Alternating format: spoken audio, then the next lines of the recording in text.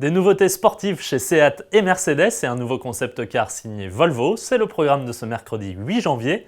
Bienvenue à tous.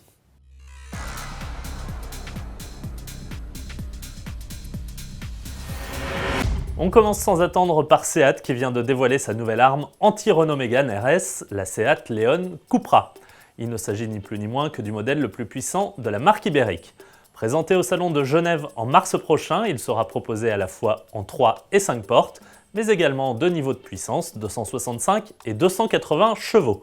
Les performances se veulent en adéquation avec un 0 à 100 km/h revendiqué en 5,7 secondes pour la plus méchante d'entre elles, des performances en progrès par rapport à la génération précédente que l'on doit notamment à une perte de poids de 55 kg.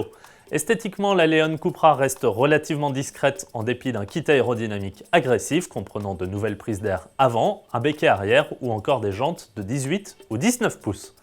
À l'intérieur, en revanche, discrétion rime avec austérité puisque seuls les sièges baquets, le pédalier alu, le volant à méplat et le compteur gradué à 300 km/h trahissent son tempérament. Sans avoir encore dévoilé les tarifs, Seat annonce une commercialisation au mois d'avril. Plus proche de nous dans quelques jours, c'est le Mercedes GLA 45 AMG qui sera dévoilé au salon de Détroit. Le petit crossover de la gamme remise sa tenue de tout chemin pour celle beaucoup plus agressive, de vraie sportive. Garde-sol abaissé, jantes de 19 pouces et kit carrosserie complet, et il n'en faut pas moins pour la marque à l'étoile pour venir provoquer son rival Audi RS Q3. D'autant que sous le capot, ce Super GLA est plus fort de 50 bourrins avec 360 chevaux tirés de son 4 cylindres 2 litres turbo, déjà croisé sur les classes A et CLA 45 AMG. Pour le rivet au sol, il peut compter sur sa transmission intégrale Formatic, épaulée par la boîte 7 rapports à double embrayage SpeedShift DCT. Ainsi paré, il exécute le 0 à 100 km/h en 4 secondes 8. Un temps qui par ailleurs le rapproche d'un autre allemand, le Porsche Macan Turbo, certes plus gros et plus puissant, mais tout aussi rapide. Le match risque d'être serré. Commercialisation prévue au mois de juillet. Salon de Détroit toujours avec Volvo qui présentera son nouveau concept XC Coupé dont voici les premières images officielles quelques semaines après le premier teaser.